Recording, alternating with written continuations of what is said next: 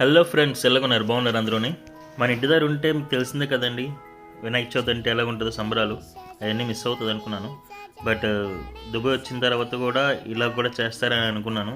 Kulkarni family వాళ్ళు every year Vinayaka Chavithi Navaratri celebrations చేస్తూ ఉంటారు. ప్రతిసారి డిఫరెంట్ థీమ్ సెలెక్ట్ చేసుకుంటారు. ఈ ఇయర్ అయోధ్య రామయ్య థీమ్ని సెలెక్ట్ చేసుకున్నారు.